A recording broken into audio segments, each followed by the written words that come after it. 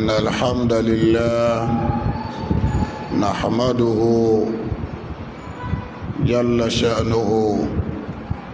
ونشكره ونستعينه ونستهديه ونتوب إليه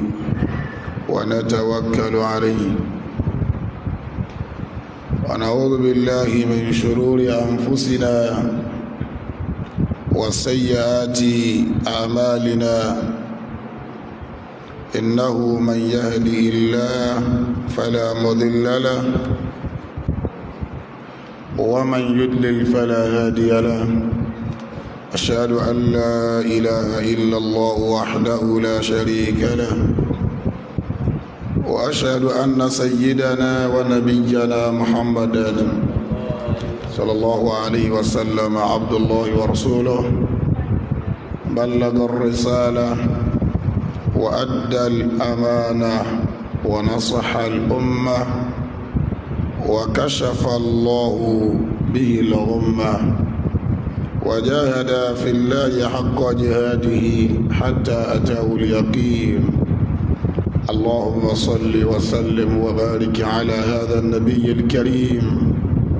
وعلى آله وأصحابه والتابعين لهم بإحسان إلى يوم الدين ثم أما بعد فيا عباد الله يقول الله عز وجل في محكم تنزيله يا أيها الذين آمنوا اتقوا الله وقولوا قولا سديدا يصلح لكم أعمالكم ويغفر لكم ذنوبكم ومن يطع الله ورسوله فقد فاز فوزا عظيما صدق الله العظيم أداكم الوا والدا والأكبر لله الحمد لله أجاد عليك كثير أجاد عليك كثير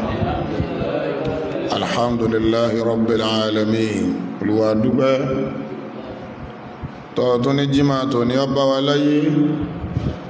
خير يوم طلعت فيه الشمس يوم الجمعة ọjọ́ jímà nínú àwọn ọjọ́ méjèèjì tí ń bẹ láyé ọjọ́ jímà ló lóore jù ló lálùbáríkà jù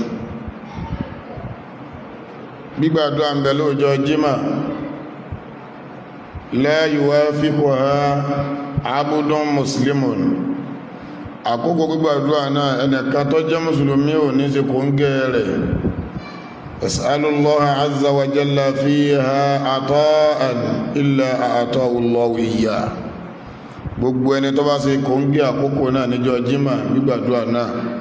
gbogbo ń tó bá tọrọ lọ́dọ̀ Ọlọ́run anábì Muhammad sallallahu alaihi wasallam anábì ní dáadáa àyàfi kọ́lọ́wọ́ bó ṣe nǹkan náà fún ẹni náà àwọn àfá wọn fi kéwú ara wọn púpọ̀ lórí àkókò náà nígbà wọn gbà lọ sọ́tún gbà lọ sósì èyí tọ́rọ pọ̀ ń bẹ̀ tó sì fẹsẹ̀ rílẹ̀ òun ni lẹ́yìn ìgbà tàbá kírun asiri ìtàníjọ́ jímà wọn ní gbogbo ń tàbá sí ń dèdé àkókò náà bó ti lè wọ́n máa kálukó gbìyànjú kọ́ bẹ́ẹ̀ lọ́wọ́ gbogbo ń tàbá tọrọ Ọlọ́run ó sì fi lé wa lọ́wọ́ Ọlọ́run àbíọ́ nínú àwọn ẹrú rẹ tí ó rí ọ̀nà Ọlọ́run tó ṣe kọ́ńgẹ́ gbígbàdúrà náà àti mi pẹ̀lú rẹ lọ́mùsàfíwá sínú wọn o ẹ̀já sí àmìnà jíma kaná ni yóò ṣe tí ò ní sí mímọ̀ ọlọ́mọdé àbí ìdágbére fáyé alékùn kí a ti di ọlọ́mbà àjọgbọ́ ẹ̀ fún ọ̀gá wa nabi Muhammad sallallahu alaihi wasallama sallallahu alaihi wasallama sallallahu alaihi wasallama anábi nílò ìjọ jíma gbogbo àsàlátù tẹ́ bá ń ṣe wọ́n wá kú wá jíṣẹ́ fún mi tọba dọjọ́ náà ò fàákìsírú fiha as-salata alayya tọba díwájújọ jíma wọ ẹ jẹ́ kí àsàlátù tẹ́sí fún mi kọ́ pọ̀ ju tàtẹ̀yìn wá lọ gbogbo bí wọ́n náà bá ti ń gbọ́ akọ́ ọmọ Yorùbá Nabi Muhammad sallallahu alaihi wasallama sallallahu alaihi wasallama sallallahu alaihi wasallama Allahumma salli ala Muhammadin wa ala ali Muhammadin كما صليت على إبراهيم وعلى آل إبراهيم إنك حميد مجيد اللهم بارك على محمد وعلى آل محمد كما باركت على إبراهيم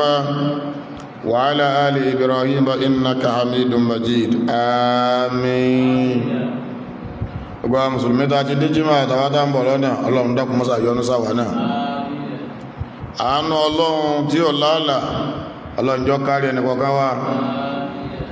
ìyọ́nú ọlọ́run tó rí dáwọn ní eré lọ́lá ọlọ́run dákun mọ́sá jọ kárí àwa náà wá gba lẹ́sẹ̀ fún wa gbà ní bàdà fún wa o wala gbólóhùn la hawla wala quwwata illa billahil aliyyil azim. nínú al-Qur'anul Karim ọlọ́run ròyìn àwọn ẹni rí fún wa tá bá fẹ́ dáwọn ẹni rí mà àwọn ọmọ àlìjánà àwọn tí ó rí ọ̀nà ọlọ́run àwọn tí ó fi dẹ̀ra lọ ayé tí wọ́n tún wá pàdé ọ̀nà ọlọ́run tó bá tó kú tán. ọlọ́run ní walladhina idha fa'alu fahishatan aw zalamu أنفسهم ذكروا الله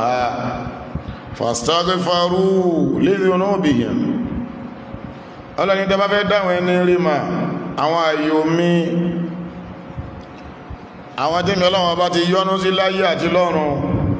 idha fa'alu fahishatan tán bá ṣẹ̀wá tán bá ṣe tí ọ̀dá tán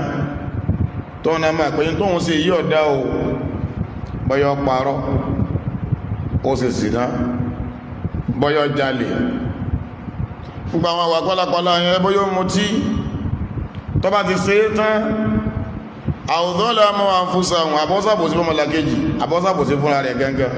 táwọn ọlọ́run ọmọ dé ó sì débẹ̀ tẹ́bá fẹ́ dáwọn ẹni ọlọ́run ọba mọ̀ ọlọ́ni dhakarullaha àmì táàfì mà wọ́n ni pé fún wọn rántí ọlọ́run yóò wá dájú kó yóò máa wá sun ọkàn píkà tí ń bá déwájú ọlọ́run irú àti mo wò yìí ẹnu wo mo fẹ́ fi rojọ́ rẹ̀ yóò wá dájú kó yóò máa wá sunkún yóò máa banújẹ́ lórí ẹ̀ṣẹ̀ tó ṣẹ̀ yóò máa kábàámà lórí ẹ̀ṣẹ̀ tó ṣẹ̀ yóò máa dára rẹ̀ lẹ́bi lórí ìwà burúkú tó wù yẹn tí yẹn bá ti ń ṣe bẹ́ẹ̀ ẹ dáwọ́ tọ̀ wọ́n mà pé ẹni rinu ẹni tó ṣe ń jí ọ̀dá tán ní kọ̀rọ̀ tọ́wọ́ wọn tó ń sunkún pé Ọlọ́run foríjì mi ìmáàmà mọ́sísí ní ọlọ́run lẹ́ni wà nù dhakarullah tó máa sàìdá táwọn rántí ọlọ́run tó máa ronú débi ìjìyà ọlọ́run lónìí táwọn ṣe wọn inú wọn bàjẹ́ fastaghfaru lidhunubihim wọ́n wà tọrọ àforíjì pé ọlọ́run mo túbá ìní dárú ẹ̀wò má ìní mo tí má láyéláyé mi ọlọ́run foríjì mi ìní parọ́ má ọlọ́run dákun foríjì mi ìní ṣe sì mẹ́rẹ́mà ọlọ́run dákun foríjì mi ìní jalè má ọlọ́run dákun foríjì mi ìní bá tọ́mọlàkejì jẹ́ mà wọ́n túbá fastaghfaru lidhunubihim tó bá ti ṣàìdá tán bá fẹ́ dáwọn ẹni rí mọ́ o lọ́wọ́ kan tó bá ti ṣàìdá táwọn náà inú wọn bàjẹ́ wọ́n sàbámà wọ́n wà túbá wọ́n wà tọrọ àforíjì pé ọlọ́run foríjì mi ọlọ́run ní irú wọn bẹ́ẹ̀ tó bá ṣẹlẹ̀ bẹ́ẹ̀ sí ọ tó bá wà nínú wọn ọlọ́run láti ti foríjì ọ ó ti lè kẹ́sì rẹ̀ ọ̀pọ̀ tó ọlọ́run láti foríjì ọ wa man yaghfiru dhunuba illa hu ọlọ́run ní pọ̀ sẹ́nì kankan tó lè ṣàforíjì ẹ̀ṣẹ̀ fẹ́ rú àyàfọ́ ọlọ́run ọbẹ̀ yọ̀kan náà ni sẹ́wàá àwọn ẹni ọlọ́run tẹ́fi dá wọn yàtọ̀ sáwọn ẹni bíire o àwọn oníbàjẹ́ o walam yusirru ala ma fa'alu ẹ̀ṣẹ̀ tó ṣẹ̀ ọtí tó mu zina tó ṣe irọ́ tó pa olè tó jà èyí tó ṣe tí ọ̀dá tó túbá lórí ẹ̀hún lam yusirru ala ma fa'alu kò wá tún ní rìpítì rẹ̀ mọ́ tẹ́tẹ́ ti di gbọ́ báwọn kéde pé yóò wá rí bí opportunity ní ìtùtúbá lọ́la ìyẹn kọ́ là ń sọ èyí tó ṣe tí ọ̀dá lónìí tó túbá lórí ẹ̀hún tọwọ́ dámù rẹ̀ pé yìí ní débẹ̀ máa láyéláyé ọlọ́run dákun mójú kú ọlọ́run irú wọn gan láti foríjì wọn irú wọn gan ni wọ́n ra àánú ọlọ́run irú wọn gan wọ́n rí yọ́nú wa irú wọn gan ni wọ́n rí tútúbá alima nabi Muhammad sallallahu alayhi wa sallam aya yìí òun ni ọlọ́run sọ kalẹ̀ ló kó ìbànújẹ́ bá ṣe ìtọ́n aya tí mo kíta yìí ó kó ìbànújẹ́ bá ṣe ìtánì la'anatullahi alayhi Anas ibn Malik radiyallahu ta'ala anhu oni balaghani anna iblisa hina nazalat hadhihi al-aya baka bukaan shadida. Anas ibn Malik ní labari kan wala agbo nínú àkọọ́lẹ̀ arigbo be wọ́n nígbà tí aya yìí sọ̀kalẹ̀ pé gbogbo ẹ̀ṣẹ̀ tẹ́ bá ti ṣẹ̀ tó bá jẹ́ mùmínì tó bá ti lè túbá tó sì débẹ̀ mọ́ Ọlọ́run ni mo ti forí jìn ọ́ ní jìyà lórí ẹ̀ mọ́. Ìgbà táyà yìí sọ̀kalẹ̀ Shaitan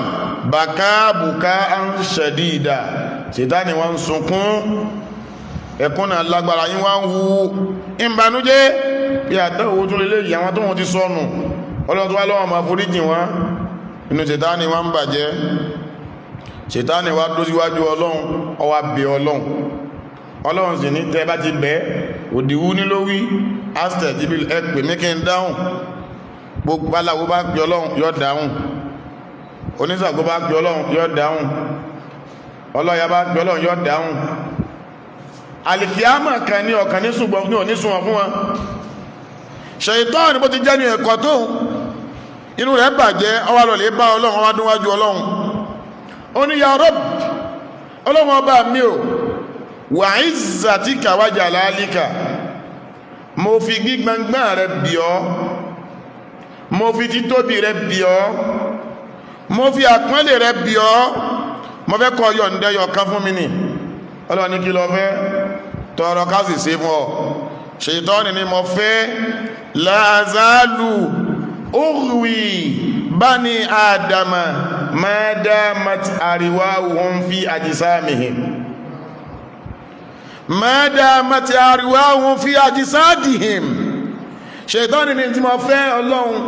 òun ni pé yọ̀ǹda fún mi kí n máa sọ ọmọ ànábì Ádámà kí n máa sọ wọ́n nù, kí n máa darí wọn lọ síbi ẹbọ, kí n máa darí wọn lọ síbi ọtí, kí n darí wọn lọ síbi tẹ́tẹ́, kí n darí wọn lọ síbi zina, kí n darí wọn lọ síbi àbòsí. Gbogbo tí wọ́n ṣèdé tí wọ́n fi rí bínú rẹ̀ yọ̀ǹda fún mi kí n máa kọ̀ntró wọn, kí n máa darí ẹ̀mí wọn. Máa dá mọ́tí àríwá wọn fi àjíṣà dìyẹn lópin ìgbà tẹ́mi bá sì ń bẹ nínú bọ́dì wọn, Ọlọ́run jẹ́ máa kápá wọn. Ṣàítánì ló sọ bẹ́ẹ̀, Ṣàítánì ló bè lọ́dọ̀ Ọlọ́run, Ọlọ́run jẹ́ ń kápá wọn, jẹ́ máa darí ẹ̀mí wọn. Ọlọ́run ní Ṣàítánì mo yọ̀ǹda bẹ́ẹ̀ fún ọ máa kápá wọn. Ẹwọ Ọlọ́run ọba àlejò ọlá, Ọlọ́run ní mo yọ̀ǹda fún ọ, ẹni agbára rẹ bá ká nínú wọn máa mú kọ́ máa jọ rẹ̀. Ọlọ́run dákun má fún Ṣàítánì lágbára lórí wa. Sáàmì àdúrà tí mo ṣe ni ẹni ẹrí tó pààyàn Ṣàítánì kápá ẹni, ẹni ẹrí tí ṣe jìnà tí ọjọ́ lójú Ṣàítánì ti kápá ẹni tí ń mutí tó sọ di bàbàrà Ṣàítánì kápá rẹ̀, ẹni tí ń jọ ewé ilé tí ń pọmọlá kejì lẹ́kún Ṣàítánì ti kápá rẹ̀ ní. Ọlọ́run ni mo yọ̀ǹda ẹni Ọlọ́run lọ́tàgbà rẹ̀ bá ká nínú wọn máa mú lọ. Ẹwà wọ Ọlọ́run ọba subhanahu wa ta'ala alihuma nabi Muhammad sallallahu alaihi wasallam. Ọlọ́run ní tí ẹ ló ti sọ ohun èmi náà wá sọ tèmi faqala jalla sha'nuhu. Ọlọ́run ọba lékè Ọlọ́run wá sọ báyìí pé wa izzati wa jalali, wa izzati wa jalali. Ọlọ́run ni mo fi títóbi mi búra, mo fi gbígbẹ̀ngbẹ̀ àmì mo fi sí búra, mo fa ìpé méjì mi búra.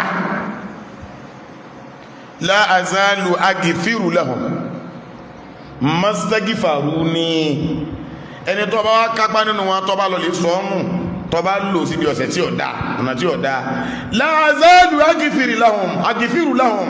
Ọlọ́run ní èmi náà wá ní yẹ̀ ìwá ní gbò ìmọ̀ foríjì wọn